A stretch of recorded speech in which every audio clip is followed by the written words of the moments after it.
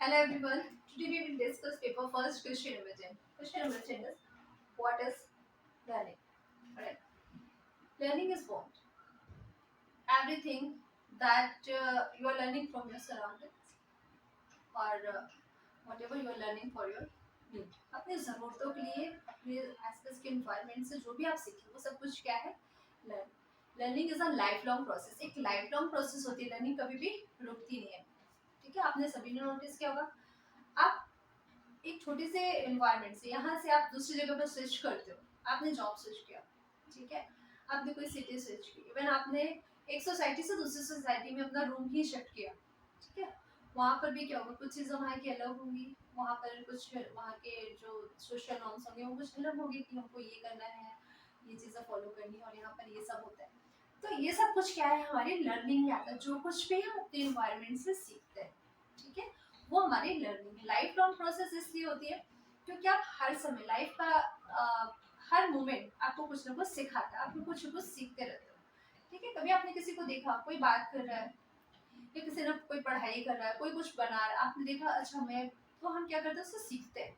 This is learning. सब कुछ क्या है हमारी लर्निंग में आता है क्योंकि हम हमेशा सीखते हैं. आप किसी स्टेट में जाएंगे, किसी अदर कंट्री में, आपको वहाँ की लैंग्वेज सीखनी होगी, वहाँ का कल्चर, वहाँ का ट्रेडिशन, सब कुछ आपको फॉलो करना होता है. This is all about learning. Okay, there are two types of factors. There are two factors of learning: internal factor and external factor. Alright? Internal factor क्या होता है? Internal factor means first thing, child itself. बच्चा खुद से कोई भी किसी की भी बात करें, यहाँ पर बच्चों की क्योंकि child psychology product child itself. बच्चा खुद से अगर लर्न करना चाहिए, आप अपने बच्चे को पढ़ाते हैं, ठीक है, अगर उसका मन नहीं है तो वो नहीं पढ़ेगा, आप कुछ भी कर लीजिए. पता चला आप पढ़ रहे हैं बुक लेके और बच्चा गायब हो गया, ठीक है. तो चाइल्ड इटसेल्फ. लेकिन अगर बच्चे को खुद से करना, उसका कोई इंटरेस्टिंग काम आप करवा रहे हो, वो खुद से करेगा, बहुत अच्छे से करेगा इस चीज. मगर ये एक इंटरनल फैक्टर है आपका ना, सेल्फ मोटिवेशन. आप खुद से करना चाह रहे हो तो वो बच्चे ने खुद से सीखना था, उसने सीख लिया. लेकिन अगर उसको नहीं करना है तो वो फिर उस एनवायरनमेंट में नहीं करेगा. देन होता है एक इंटेलिजेंस. इंटेलिजेंस में अगर आपका माइंड इतना शार्प है कि आप ना हर चीज़ को बहुत जल्दी लर्न कर लेते हो, उस कंडीशन में भी आपकी लर्निंग अच्छी होती है. क्यों ऐसा होता है? क्योंकि आप बर्डन कब लगती है किसी भी कोई भी चीज़ हमको ना बर्डन फील होता है. किस क्यों होता है? क्योंकि उसको अगर हमको करने में ना डिफिकल्टी होती है. हम किसी भी ऐसे टास्क को करना ना बहुत पसंद करते हैं जो कि बहुत हम इजिली कर पाते हैं. होता है सभी के साथ, बहुत नॉर्मल सी चीज़ है. स्पेशली आप बच्चों में देखेंगे, बच्चों को आप डिफिकल्ट टास्क दे के देखिए, वो 2 मिनट में गायब हो जाएंगे, ठीक है, दिखेंगे नहीं. तो उस कंडीशन में क्या होता है, हम क्या करते हैं, उस टास्क को आप क्या कर सकते हो, पार्ट्स में डिवाइड कर सकते हो. ठीक है, कोई मुश्किल टास्क है, आपने उसको छोटे छोटे पार्ट्स में डिवाइड कर दिया और फिर उसको कराने स्टार्ट किया, तो हो सकता है बच्चे को इंटरेस्ट आएगा, सीखेगा. इंटेलिजेंस का मतलब होता है, इंटेलिजेंस से कैसे आपको एक ऐसा फैक्टर होता है क्योंकि अगर आपका माइंड शार्प है, आपकी लर्निंग अच्छी होगी क्योंकि आप उस चीज़ को बहुत जल्दी जल्दी कर लेंगे, तो आपको कोई भी काम बर्डन में नहीं होगा, बर्डन फील नहीं होगा. और अगर आपको किसी भी काम में बर्डन फील नहीं होता, then you will enjoy that. Okay. Then motivation. There are two types of motivation. एक सेल्फ मोटिवेटेड होते हैं कुछ लोग, और कुछ लोग ऐसे होते हैं जिनको कुछ दूसरे लोग मोटिवेट करते हैं. सेल्फ मोटिवेशन मीन्स हम खुद से मोटिवेटेड, नहीं मुझे ये काम करना है, okay, I will do this because I want to do this. Alright. कुछ कंडीशन में क्या होता है, आपको कोई दूसरा पर्सन मोटिवेट करता है, आपको ये काम करना चाहिए, आप ये काम कर सकते हो, ठीक है. कई बार हम होता है हमने अपनी पढ़ाई बंद कर दी, हमारे कुछ इंटरेस्ट थे, हमारी कुछ हॉबीज, सब कुछ हमने छोड़ दिया. किसी ने आपको बोला नहीं आपको ये काम करना चाहिए, आप अभी भी कर सकते हो.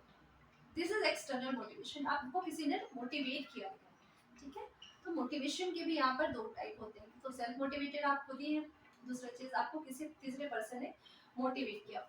देन होता है एक हेल्थ ऑफ चाइल्ड. बच्चे की जो हेल्थ होती है, हेल्दी बच्चे जो होते हैं उनकी लर्निंग बहुत अच्छी होती है. रीजन क्या होता है, अगर आप हेल्दी बॉडी हेल्दी माइंड बोलते हैं, आप खुद हेल्दी हो गए, हेल्थ इज वेल्थ.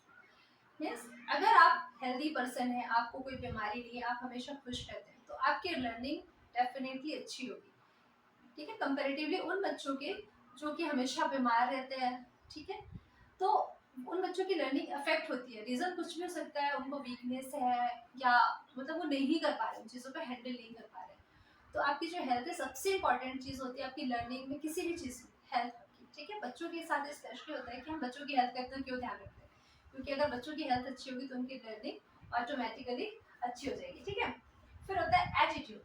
यहाँ पर होता है एटीट्यूड, मतलब आपको है कि हाँ मुझे ये काम करना है, मतलब एक होता है ना कि हमारा ये बोलते हैं किसी एटीट्यूड, एटीट्यूड मतलब पॉजिटिव वे में हम यहाँ पर लेके जाते हैं। एक इंटरनल फैक्टर होता है, इंटरनल फैक्टर मतलब आपको ना करना है कोई भी काम, अच्छा लग रहा है मुझे ये काम करना है। आप कहीं पर गए, कुछ चीज़ आपको सीखनी थी, पढ़ाई करनी थी, आपको छोड़ दिया आपने, बहुत टाइम का ब्रेक हो गया, पर आपको सडनली लगा कि नहीं यार मुझे इंटरेस्ट है इस चीज़ में, मैं अभी भी कर सकती हूँ, तो आपने वापस उसमें एंट्री करी। तो वो एक एटीट्यूड के साथ आप एंटर करते हो कि नहीं मुझे ये काम करना है और मैं करके रहूँगी।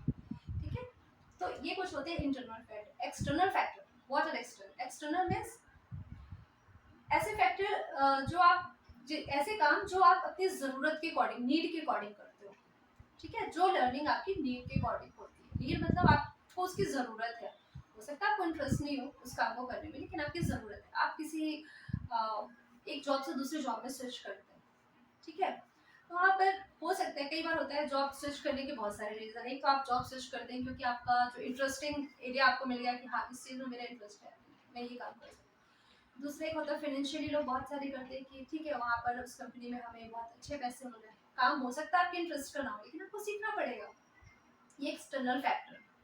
ठीक है, तो इसके बहुत सारे, आप अदर कंट्रीज में जाओ, अदर स्टेट में जाते हैं, आपको वहाँ की लैंग्वेज सीखनी पड़ती है। ये क्या होते हैं सारे के सारे एक्सटर्नल फैक्टर होते हैं, क्योंकि आपकी वो ज़रूरत है, आप अपनी ज़रूरत के अकॉर्डिंग कुछ चीज़ें जब सीखते हो, वो क्या हो गया आपके सारे एक्सटर्नल। तो डिफरेंट यहाँ पर क्या हो, ये इंटरनल और external factor. Now we will see principle of learning. There are three types of principle of learning. Okay, the first one is readiness. Okay, readiness, exercise and effect. All right, readiness means what? How much you are ready to learn something. Exercise, how much you are practicing. Effect, what is result, what is the result of that learning. कितना आप किसी चीज को सीखने के लिए ready है। ठीक है, your learning will be easy if you want to, if you are ready for to learn that thing. Learning आपकी उसी कंडीशन में इजी हो सकती है जब आप उस चीज़ को सीखने के लिए रेडी, मेंटली प्रिपेयर है, तभी आप कुछ लर्न कर सकते हो। अगर आपको ऐसे जो फोर्सफुली किसी काम के लिए भेज दिया जाए, आपको नहीं करना वो काम, आप करोगे नहीं, इंटरेस्ट नहीं आएगा, क्योंकि आप रेडी भी नहीं है उसके लिए। लेकिन आपको किसी ऐसे काम के लिए भेजा जाए जो आपको, आप मतलब जो काम आप खुद से करना चाहते हैं, इंटरेस्ट है आपको उसमें, तो वहाँ पर आप उस काम को बहुत अच्छे से, क्योंकि आप उसके लिए रेडी है, मेंटली प्रिपेयर।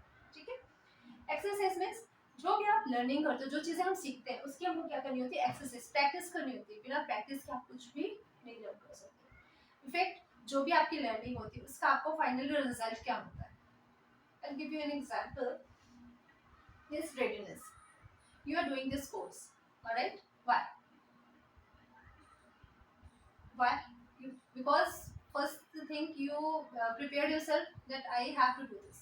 आपने खुद को प्रिपेयर किया कि मुझे ये काम करना है, मतलब आपने रेडी किया कि मुझे ये काम करना है, मुझे ये कोर्स करना है, मुझे जरूर। एक्सरसाइज, अभी आप जो कुछ भी सीख रहे हैं, थ्योरी क्लासेस में, art and craft, PD classes में, जो कुछ भी सीख रहे हैं, कंप्यूटर क्लासेस में, सब कुछ क्या है आपकी एक्सरसाइज में आ रही है।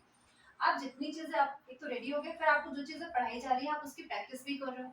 ठीक है, आप क्लासेस ले रहे हैं, उसकी प्रैक्टिस कर रहे हैं। इफेक्ट आपको तब दिखेगा जब आप उन चीज़ों को कहीं बाहर जाकर यूज करेंगे। ठीक है, जिस दिन आप जैसे किसी स्कूल में आपने ज्वाइन किया, then that day you will realise what you have learn. ठीक है, उस समय आपको पता चलेगी कि क्या चीज़ आपने सीखी है, कि आप क्या सीख रहे हो, कि आपको पढ़ाना कैसे, ठीक है, आपको आर्ट एंड क्राफ्ट का वर्क कैसे कराना है, आपको क्लासेस कैसे लेनी है। ठीक है, और जब आप इनको जाके वहाँ पर अपने आप को रिप्रेजेंट करोगे किसी भी स्कूल में, जब आपका इंटरव्यू होता है, जो भी चीज़ें होती है, तो वहाँ पर आपको समझ में आएगा, उससे आपको रियलाइज होंगी चीज़ें कि मैंने क्या क्या वहाँ पर सीखा। इसके अलावा कुछ और प्रिंसिपल्स होते हैं, जैसे एक हो गया कि law of primacy. Law of primacy means first thing जो आप लर्न करते हो। फर्स्ट थिंग मतलब होता है ना कि बोलते हैं फर्स्ट इंप्रेशन लास्ट इंप्रेशन। मैं एक एग्जाम्पल यूज कर रही हूँ। तो फर्स्ट थिंग, किसी भी चीज़ के बारे में, कोई न्यू चीज़ है आपके बारे में, उसको लेकर आपने जो फर्स्ट थिंग, जो पहली चीज़ आपको बताई गई है, वही आपके माइंड में ज़्यादा समय तक रहती है। क्या होता है ना, किसी चीज़ को होता है ना कि हमने उसके लिए एक अपना व्यू बना लिया कि हाँ ये चीज़ ऐसी ही है, क्योंकि आपके माइंड में जो फर्स्ट थिंग जो होती है ना, फर्स्ट थॉट, वो सेट हो जाता है, माइंड सेट हो जाता है हमारा कि हाँ ठीक है ऐसा ही है। उसके बाद कुछ और कोई बता रहा है कि नहीं ये ऐसा नहीं था, इसको इस तरीके से करते हैं, तो आपको नहीं लगेगा कि जो आपने पहले पढ़ा था बस वही सही।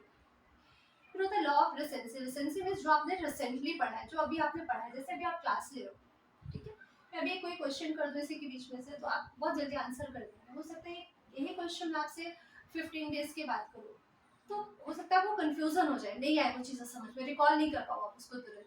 क्यों? क्योंकि आपने उसकी प्रैक्टिस नहीं करी, किया तो बहुत टाइम हो चुका है। रिसेंसी मतलब अभी अभी आप पढ़ रहे हो, तो आप उसको बहुत जल्दी रिकॉल कर सकते हो। जो अगर आप एक लंबे टाइम के बाद आप इस चीज़ को आपको पूछा जाएगा, तो क्या हो जाएगा, वो रिकॉल करने में थोड़ा सा प्रॉब्लम हो सकता है।